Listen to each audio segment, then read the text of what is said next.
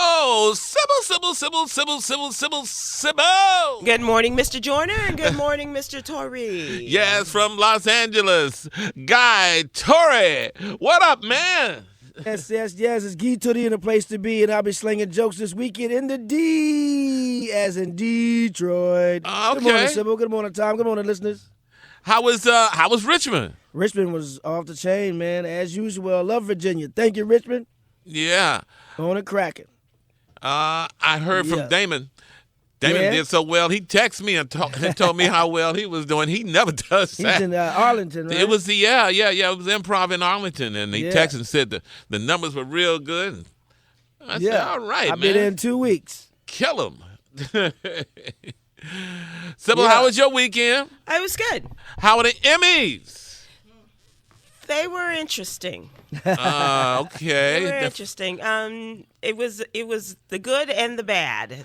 Not bad so much as just disappointing. I was disappointed in some of the choices that were made, including Ava DuVernay did not win for Best Director of a Limited Series. That was a bummer. Also, 2 women who were in the run for lead actress in a limited series, dramatic series, were our friend Niecy Nash and Anjanou Ellis. They were up against each other in the same category, and they lost. That went to Michelle Williams, although she gave a really good speech.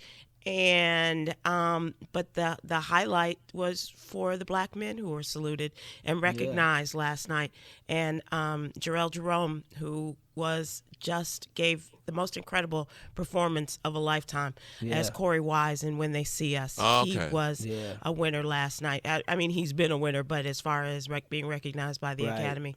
And then history was made with Billy Porter, who won for his role in Pose, and the first openly gay man to win last night, and he was fabulous. I saw that. I saw a picture of that hat. Fabulosity, yes. I've never watched that show. I'm gonna have to watch it now. It's a good show. It's a good show. But must be. The biggest surprise was that Game of Thrones was not the winner that everybody expected it to be. Right. Since this was its last go around. And although it did win some, but definitely didn't run over the way that folks thought that it would. And the biggest surprise was a TV show that I have come to enjoy, although reluctant because it's just so bizarre to me. But it's called Fleabag, and it's on Amazon. And it is. I don't know this show. It's a very interesting show. A young woman who wrote, stars, and I believe she directed, but it started as a one-woman play, and then they brought it to television, and she breaks the wall and talks directly to the camera and things like that, and it is so perverse. A one-woman TV series too? No, it's based upon a one-woman play. Okay. Right. And now it is a TV show, and they have expanded it for television, obviously. And, on Amazon Prime. I have to check that out. Yeah, but Billy Porter and congratulations to Jarrell Jerome, and it was and so RuPaul When They See Us was shut out all down. No. Jarrell Jerome was. Oh, Corey Wise. Yes. Yeah. Yes. Okay, but that's the only one out of all those nominations. It's only 10 one nominations, and I think that I'm maybe wrong, but I think that was the only one that I can remember. Okay. All right. Yeah. And how was the monologues? Any good jokes? Well, it was like the Hostless, Oscars. right? It was without a host. It had an interesting beginning. It was kind of fun, in that the way that they started it and incorporated a number of TV favorites, including our friend Anthony Anderson, in the beginning, in the opening. But it was like they thought that it went so well with the Oscars that they chose to do it again with the Emmys. And I don't know how you felt, but it was funny when you had 2 TV hosts for the late night shows, Stephen Colbert and Jimmy Kimmel, out there and talking about, hey, we're here, we're just, this is what we do. We host, but once again, it goes very quickly. It was quickly compared to what has been in the past. It was done in about 3 hours, a little more. But just like the Oscars, it moves and Did Sherry get some camera time? I didn't see her. I saw her pictures on Instagram, but I did not. And that was interesting too, because the way that they did it sometimes was just announcing the those in the category, and then the people come out and just announce who the winner is. They didn't have them read it, and usually when they have them read it, they will give clips of the people who are sitting there who are nominated. Right. I didn't see Niecy Nash or Anjanou Ellis who were in that particular category as it was leading up to it. So did you see the red carpet? I did not. How was? Oh, but I did see Sherry on Instagram, and Niecy Nash just slayed it. My gosh. What was she wearing? She had this beautiful, it was kind of a rose color sequin dress and with a turban. And it was pretty fabulous. It was pretty fabulous. Sherry had on a flowered dress, and her hair was kind of like in with bangs and a little chignon. A little what? Chignon. What's that? Well, you look it up and you'll see what a chignon is. Well, that's the big A word. I need to know how to spell it. All right. Well, then just wait for it.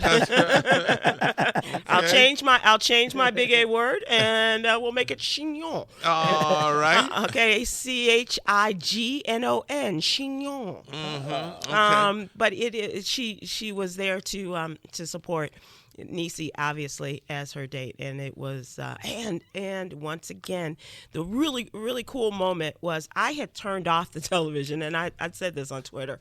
I turned it off after Ava DuVernay lost was not recognized, and so then somebody called me and said, "You really need to cut," because Angela Bassett is on, and she's about to name lead actor and in the limited series, and I turned it on just as she announced Jarrell Jerome, and these women, I swear, the black women in this industry are so incredible. Angela Bassett, your girl Regina King slayed it.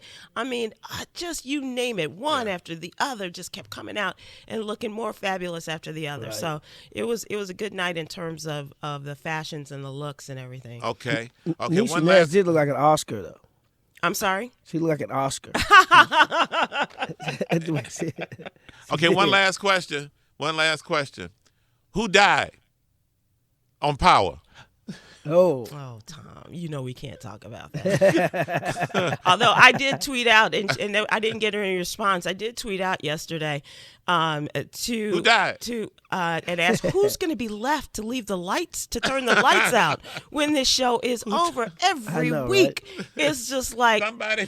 And once again, and this was epic. That's all I'm going to say was the takedown of this person was epic. Come on, man. It was just, I'm telling you, I don't know I don't know how they're going to end it, but I don't know who's going to be left. One person's got to be left standing to turn the lights out. How many died? Just answer that. How many died? No, it was just epic. That's all I'm going to say. That's all. Because otherwise, it was like people will. I'm not going to be the one to take all of this heat from your listeners. You could tell me. On the air. That's like telling everybody else. I'll tell you off. Guy Torrey, it's Monday. Yes, it is. He's got gripes. He's got Torrey stories. Coming up, the NFL wrap-up with Chris Paul. Woo! 11 past the hour. TJMS.